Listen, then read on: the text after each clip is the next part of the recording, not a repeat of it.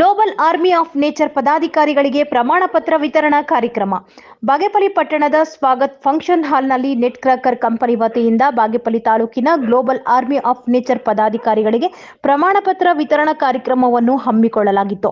Net cracker ಕಂಪನಿಯು NGO ಕಂಪನಿಯಾಗಿದ್ದು ವಿವಿಧ ಕಂಪನಿಗಳು, ಇಂಡಸ್ಟ್ರಿಯಲ್ಗಳು, ವಾಲಂಟಿಯರ್ಗಳು ಮತ್ತು ವಿದ್ಯಾಭ್ಯಾಸಕ್ಕೆ ಸಂಬಂಧಿಸಿದ ಕೆಲ ಕಂಪನಿಗಳನ್ನು ಒಟ್ಟುಗೂಡಿಸಿಕೊಂಡು ಹಲವಾರು ಉದ್ದೇಶಗಳಿಂದ ಜಿಲ್ಲಾದ್ಯಂತ ಪಟ್ಟಣ ಹಾಗೂ ಗ್ರಾಮೀಣ ಭಾಗಗಳಲ್ಲಿ ಆರೋಗ್ಯ, ಕೃಷಿ, ಶುದ್ಧ ಕುಡಿಯುವ ನೀರು, ಪ್ರಕೃತಿಯನ್ನು ರಕ್ಷಿಸುವ ಸಲುವಾಗಿ ಗಿಡ ನೆಡುವ ಕಾರ್ಯಕ್ರಮಗಳೊಂದಿಗೆ ಗ್ರಾಮಗಳಲ್ಲಿ ಯುವಕ ಯುವತಿಯರಿಗೆ ಜೀವನೋಪಾಯಕ್ಕೆ ಆರ್ಥಿಕ ಅವಕಾಶಗಳು ಸೃಷ್ಟಿಸುವ ಉದ್ದೇಶ ಹೊಂದಿದೆ. ಬಾಗೇಪಲ್ಲಿ ಪಟ್ಟಣದಲ್ಲಿ ಉನ್ನತ ಅಂಕಗಳನ್ನು ಪಡೆದ ವಿದ್ಯಾರ್ಥಿಗಳಿಗೆ ಗೋಲ್ಡ್ ಮೆಡಲ್, ವಿವಿಧ ಬಹುಮಾನಗಳನ್ನು ನೀಡಿದ್ದಾರೆ. ಹಾಗೂ ಗ್ಲೋಬಲ್ ವಾರ್ನಿಂಗ್ ಆರ್ಮಿ ವತಿಯಿಂದ ವಿದ್ಯಾರ್ಥಿಗಳಿಗೆ ಪರೀಕ್ಷೆಯ ನಂತರ ಸ್ಕಾಲರ್ಶಿಪ್ಗಳ ವಿತರಣೆ, ಗ್ರಾಮಗಳಲ್ಲಿ ಎಲೆಕ್ಟ್ರಿಕಲ್ ಕಾರು ಡ್ರೈವಿಂಗ್ ತರಬೇತಿ ಸೇರಿದಂತೆ ವಿವಿಧ ಕಾರ್ಯಕ್ರಮಗಳೊಂದಿಗೆ ನೆಟ್ ಕ್ರ್ಯಾಕರ್ ಕಂಪನಿಯ ಗೋಲ್ಡ್ ವಾಲಂಟಿಯರ್ಸ್ ಆರ್ಮಿಯು ಮುಂದಾಗಿದೆ. ಬಾಗೇಪಲ್ಲಿಯ ಸ್ವಾಗತ್ ಲಾಡ್ಜ್ನ ಫಂಕ್ಷನ್ ಹಾಲ್ನಲ್ಲಿ ಕಾರ್ಯಕ್ರಮದಲ್ಲಿ ಶಿಕ್ಷಕರು, ರೈತ ಸಂಘಟನೆ ಪದಾಧಿಕಾರಿಗಳು, ವೈದ್ಯರು, ಗ್ರಾಮಗಳ ಮುಖಂಡರುಗಳಿಗೆ ಪ್ರಮಾಣ ಪತ್ರ ವಿತರಣೆ ಮಾಡಿ ನೆಟ್ ಕ್ರ್ಯಾಕರ್ ಕಂಪನಿಯು ಸದುದ್ದೇಶಗಳ ಬಗ್ಗೆ ಈ ಸಂದರ್ಭದಲ್ಲಿ ಫೌಂಡರ್ ಅಚ್ಯುತರಾವ್ ಮಾತನಾಡಿ, ಶಾಲಾ ಕಾಲೇಜುಗಳ ಶಿಕ್ಷಕರು, ಎನ್ಜಿಒಗಳು, ಸಂಘ ಸಂಸ್ಥೆಗಳು ಹಾಗೂ ಗ್ರಾಮಗಳಲ್ಲಿನ ಮುಖಂಡರುಗಳು ಗ್ಲೋಬಲ್ ಆರ್ಮಿ ಆಫ್ ನೇಚರ್ನೊಂದಿಗೆ ಕೈಜೋಡಿಸಿ ಜಿಲ್ಲಾದ್ಯಂತ ಆರೋಗ್ಯ, ವಿದ್ಯೆ, ಪರಿಸರ ಸಂರಕ್ಷಣೆ ಹಾಗೂ ಗ್ರಾಮಗಳು ಸ್ಮಾರ್ಟ್ ಗ್ರಾಮಗಳಾಗಿ ಮಾಡಲು ಹೋಬಳಿ ಮಟ್ಟದಲ್ಲಿ ತಂಡವನ್ನು ರಚಿಸಿ ಇದರ ಬಗ್ಗೆ ಸಾರ್ವಜನಿಕರಿಗೆ ಅರಿವು ಮೂಡಿಸಿ ಸಂಸ್ಥೆ ನೀಡುವ ಅನುಕೂಲತೆಗಳನ್ನು ಪ್ರತಿಯೊಬ್ಬರು ಪಡೆಯಬೇಕು ಎಂದು ಹೇಳಿದರು. ಕಾರ್ಯಕ್ರಮ ಬಳಿಕ ಕೊಡಿಕೊಂಡ ಗಂಗಮ್ಮ ದೇವಾಲಯದ ಆವರಣದಲ್ಲಿ ಗಿಡ ನೆಡುವ ಕಾರ್ಯಕ್ರಮವನ್ನು ಗ್ಲೋಬಲ್ ಆರ್ಮಿ ಆಫ್ ನೇಚರ್ ತಂಡ ಹಮ್ಮಿಕೊಂಡಿದ್ದರು. ಕಾರ್ಯಕ್ರಮದಲ್ಲಿ ಟಿ ಚಂದ್ರ ನಾಯಕ್, ಟಿ ರವಿ ನಾಯಕ್, ಗೋವಿಂದ ರೆಡ್ಡಿ, ತಿಪ್ಪಣ್ಣ, ವೀರಾಂಜನೇಯ, ಅನ್ಸರ್ ಪಾಷಾ, ಲಕ್ಷ್ಮಣ್ ರೆಡ್ಡಿ, ಗೋಪಿಕ್, ಶಂಕರ್ ನಾಯಕ್, ಶಾಲಾ ಕಾಲೇಜಿನ ಶಿಕ್ಷಕರು, ಸಂಘ సంస్థಗಳ పదాధికారిಗಳು హాజరిద్ದರು. మనం అందరం కలిసి మన పిల్లలకు మంచి ఉద్యోగాలు ఇవ్వాలనుకుంటున్నాం. తప్పే ఉందా? అక్కడ మన ఊరు మనం ఇక్కడ 10 లక్షల రూపాయలు ఇక్కడ ಸಂಪಾದಿಸಿ ಅಂದಾಗ ಇದು ಸತತವಾಗಿ 15 ದಿವಸಗಳ ಪ್ರೊಸೆಸ್. ಸುಮಾರು ಜನ ಇವತ್ತು ಬರಬೇಕಾಗಿತ್ತು. ಎಕ್ಸಾಮ್ಸ್ 15 ಕಡೆ ತುಂಬಾ ಜನ ನನಗೆ ಹೇಳಿದ್ದಾರೆ. ಆದ್ರೂ ಕೂಡ ಕೊನೆಗೆ ಇಷ್ಟು ಜನ ಸೇರಿದ್ದಾರೆ, ತುಂಬಾ ಸಂತೋಷ. ಇದು ಬರೋರು ಬರ್ತಾ ಇದ್ದಾರೆ. ಆದಷ್ಟು ಬೇಗ ಊಟ ಸ್ಟಾರ್ಟ್ ಮಾಡಿಬಿಟ್ಟು ನಾವು ಮುಗಿಸೋಣ. ಸೊ ಮೊದಲನೇದಾಗಿ ಎಸ್ತರ ಸೊಸೈಟಿಯ ಫೌಂಡರ್ ಆಗಿರ್ತಕ್ಕಂತಹ ನಮ್ಮ ಅಚ್ಯುತ್ ರಾವ್ ಸರ್ ಇದ್ದಾರೆ. ದಯವಿಟ್ಟು ಅವರು ವೇದಿಕೆಯ ಡೈನೋಸರ್ಸ್ ತೋರಿಸ್ತಾ ಇದ್ರು, ಆ ರೀತಿ ನಾವು ತೋರಿಸ್ಬೇಕಾಗಿದೆ. ನಾನು ಮೊನ್ನೆ ಬೆಂಗಳೂರು 3-4 ಏರಿಯಾಗೆ ಹೋದಾಗ ನನಗೆ ಭಯಂಕರವಾದ ಒಂದು ಅನುಭವ ಆಯಿತು.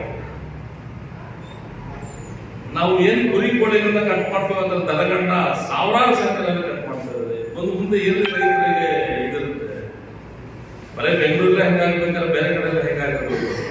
ಯಾಕಂದ್ರೆ ನಾವು ಕೋಳಿಗಳನ್ನ ಬೆಳೆಸ್ತೀವಿ, ಅದಕ್ಕಾಗಿ ಇದು ಮಾಡ್ತೀವಿ. ಗೋಟ್ ಫಾರ್ಮಿಂಗ್ ಇದೆ, ಆಮೇಲೆ ಚಿಕನ್ ನಾವು ಇದು ಮಾಡ್ತಾ ಇದ್ವಿ. ಆ ಥರ ದನಗಳನ್ನ ಬೆಳೆಸುವಂಥದ್ದು ಯಾವುದೇ ಇಲ್ಲವೇ ಇಲ್ಲ.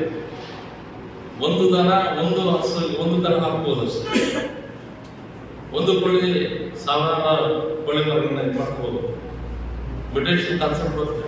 ಬಟ್ ಇಲ್ಲಿ ನೋಡಿದಾಗ ಮುಂದೊಂದು ದಿವಸ ನಾವು ನಮ್ಮ ಮಕ್ಕಳಿಗೆ, ನಮ್ಮ ಮೊಮ್ಮಕ್ಕಳಿಗೆ ಈ ಡೈನಾಸಾರಸ್ ಹೆಂಗಿತ್ತು ಅಂತಂದಾಗ ಎತ್ತು ಅಂದ್ರೆ ಹೇಗಿತ್ತು, ಹಸು ಅಂದ್ರೆ ಹೇಗಿತ್ತು, ಎಮ್ಮೆಗಳು ಹೇಗಿತ್ತು ಅಂತ ತೋರಿಸೋದ ಕಾಲನೂ ಕೂಡ ತುಂಬಾ ಹತ್ತದಲ್ಲಿದೆ. ತುಂಬಾ ನೋವಿನಿಂದ ಇದನ್ನ ಹೇಳ್ಬೇಕಾಗುತ್ತೆ. ಅದೇ ರೀತಿ ಪ್ರತಿಯೊಬ್ಬ ಕಾನೂನು ಮಾಡ್ಕೊಂಡು ಯೂನಿಯನ್ಸ್, ರೈತರು ಯೂನಿಯನ್ ಸೇರಿಸಿ, ರೈತರು ಹೋಲಿ ಮಾಡ್ಕೊಂಡವರು ಯೂನಿಯನ್ ಸೇರಿಸಿ, ಗ್ರಾಮ ಮಾಡ್ಕೊಂಡವರು ಯೂನಿಯನ್ ಸೇರಿಸಿ, ರೈತರಿಗೆ ಪುಸ್ತಕ ಕೊಡ್ತಾ ಇದ್ದೀವಿ. ಸಮಸ್ಯೆಗಳಿಂದ ಕಲಿಸ್ಕೊಂಡು ಕೆಲವು ಯಾರನ್ನ ಮಣ್ಣು ತಿಳಿಸ್ಕೊಂಡೆ, ಆ ಮಣ್ಣು ಭೂಮಿ ತಗೊಂಡೆ ಮೊದಲು ಪಂಟ ಭಾಗ ಇದೆ. ಇವರು ಸತ್ವಲೆ ಎಸಿ ಎಸಿ ಪಂಟ ಅನ್ಯ ರಾಸಾಯನಿಕ ಮಾಡಿಸಿ ನನಗೆ ಆರೋಗ್ಯಕ್ಕೆ ಅದೇ ರೀತಿ ಮಣ್ಣು ತಗೊಳ್ತೆ, ಆ ತಗೊಳ್ತೇವೆ ಮಣ್ಣನ್ನು ತಗೊಳ್ತಿ ಮಂದಿ ಆರೋಗ್ಯಕ್ಕೆ ಮಾಡಿಕೊಂಡು ಹೋಗ್ತೇವೆ. ಅದೇ ರೀತಿ ನಾವೆಲ್ಲ ಸುಖದಲ್ಲಿ ಹಿಂದಿನ ತಿಳುವಳಿಕೆ ಇದಕ್ಕೆ ಪ್ರತಿಯೊಂದಕ್ಕೆ ಸರ್ಕಾರ ಜನ ಅನುಕೂಲ. ಅದೇ ರೀತಿ ರೈತರಿಗೆ ಏನೇನು ಫೆಸಿಲಿಟೀಸ್ ಅವన్నీ ಇಚ್ಚಿ ಸರ್ಕಾರ ರೈನಿಂಗ್ ಸೀಸನ್ ಯಾವುದು, ಬೇಸಿಗೆ ಯಾವುದು, ಚಳಿಗಾಲ ಯಾವುದು ಅನ್ನೋ ಕಾನ್ಸೆಪ್ಟ್ ಗೊತ್ತಾದಂಗೆ ಆಗ್ತದೆ. ಎಲ್ಲ ವೈಪರೀತ್ಯ ಆಗ್ತದೆ. ಯಾಕಂದ್ರೆ ಇದೆಲ್ಲ ಆಗ್ತದೆ ಗ್ಲೋಬಲ್ ವಾರ್ಮಿಂಗ್ ಇಂದ. ಅಂದ್ರೆ ನಿಜವಾಗ್ಲೂ ಈ ಪ್ರಕೃತಿಯ ವೈಪರೀತ್ಯಗಳನ್ನ ನಾವು ತಡೆಗಟ್ಟಬೇಕಾದ್ರೆ ತುಂಬಾ ಇಂಪಾರ್ಟೆಂಟ್ ಆಗಿ ನಾವು ಬೆಟ್ಟ ಗುಡ್ಡಗಳನ್ನ ಮತ್ತೆ ಮರಗಳನ್ನ ಬೆಳೆಸ್ಕೊಳ್ಳಬೇಕು. ನಾವು ಚಿಕ್ಕ ಹುಡುಗರಿದ್ದಾಗ ಓದುತ್ತಿದ್ವಿ. ಮಳೆ ಬರ್ಬೇಕಾದ್ರೆ ಏನ್ ಮಾಡ್ಬೇಕಂದ್ರೆ ಬೆಟ್ಟಗಳಿರಬೇಕು, ದೊಡ್ಡ ದೊಡ್ಡ ಮರಗಳಿರ್ಬೇಕಂತ ಹೇಳ್ತಾ ಇದ್ರು. ಯಾಕಂದ್ರೆ ಮೋಡಗಳನ್ನ ತಡೆದು ಅಲ್ಲಿಂದ ಮಳೆನ ಸುರಿಸೋ ಅಂತ ಹೇಳ್ತೀವಿ. ಈಗ ನಾವೇನ್ ಮಾಡ್ತಾ ಇದ್ದೀವಿ, ಎಲ್ಲಿ ನೋಡಿದ್ರು ಬೆಟ್ಟಗಳು ಕೆಲಸ ಆಗ್ತಿದ್ದಾವೆ, ಮರಗಳಿಗೂ ಗಿಡಗಳಿರೋ ವರ್ಷ ಮರಗಳಂತ ಇಲ್ವೇ ಇಲ್ಲ. ಈ ಒಂದು ಇದರಲ್ಲಿ ನಿಜವಾಗ್ಲೂ ನಮ್ಮ ಪಬ್ಲಿಕ್ಸ್ ಕೂಡ ಮೇಡಮ್ ಹೇಳಿದಂಗೆ ನಾವು ಕೂಡ ಒಂದು ರೀತಿ ಬಾಧ್ಯತೆ. ಆದ್ರೆ ಏನಾಗಿದೆ, ನಾವು ಒಂದು ಕಮ್ಯುನಿಕೇಶನ್ ಸೇರ್ಕೊಂಡಿದ್ದೇವೆ. ಒಂದು ರಾಜಕೀಯದ ಕಾನ್ಸೆಪ್ಟ್ಸ್ ಏನಿದೆ ಅವ್ರಿಗಿರ್ಬೇಕು. ಯಾಕಂದ್ರೆ ಏನು ಅಫಿಷಿಯಲ್ಸ್ ಇದ್ದಾರೆ, మీరు ఇప్పుడు వచ్చిన వాళ్ళందరూ కూడా మేము జిల్లా అంతా కూడా స్కూల్ స్కాలర్షిప్ టెస్ట్ కండక్ట్ చేస్తాం అన్ని స్కూల్స్లో, కాలేజెస్లో. ఓకే, గవర్నమెంట్ స్కూల్లో, ప్రైవేట్ స్కూల్లో, అన్ని స్కూల్లో మేము స్కాలర్షిప్ టెస్ట్ కండక్ట్ చేస్తాం. కండక్ట్ చేసినప్పుడు మనం ఏం చేస్తున్నామంటే, మా దగ్గర ఒక 200 కంపెనీస్కి నేను మా ట్రస్ట్ ద్వారా మీ పిల్లలందరికీ మేము 50% స్కాలర్షిప్ ఇస్తాం. అది ఏదైనా పర్వాలేదు, మెడికల్, ఇంజనీరింగ్, మామూలు ప్రైవేట్, గవర్నమెంట్ ఏదైనా పర్వాలేదు. అది ఎంత ఖర్చు అయినా పర్వాలేదు, 1,00,000 కావచ్చు, 10 లక్షలు కావచ్చు, 1 కోటి రూపాయలు.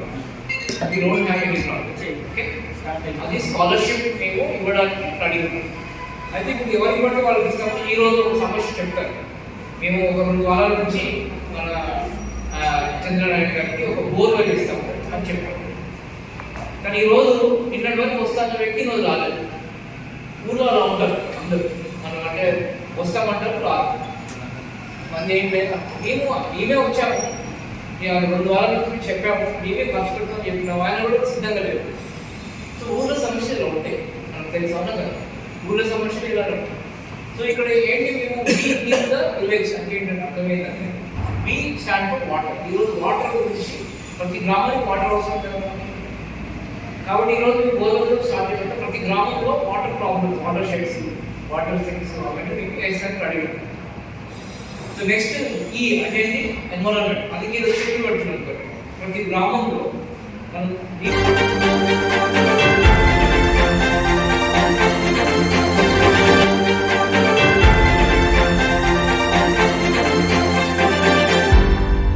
ನೀವು ನಮ್ಮ ಚಾನಲ್ಗೆ ಸಬ್ಸ್ಕ್ರೈಬ್ ಆಗಿಲ್ಲ ಅಂದರೆ ಈಗಲೇ ಸಬ್ಸ್ಕ್ರೈಬ್ ಆಗಿ ಪಕ್ಕದಲ್ಲೇ ಇರುವ ಬೆಲ್ ಐಕಾನ್ ಕ್ಲಿಕ್ ಮಾಡಿ. ಮತ್ತಷ್ಟು ಅಪ್ಡೇಟ್ಗಳಿಗಾಗಿ ಫೇಸ್ಬುಕ್, ಇನ್ಸ್ಟಾಗ್ರಾಮ್, ಟ್ವಿಟರ್ನಲ್ಲಿ ಫಾಲೋ ಆಗಿ.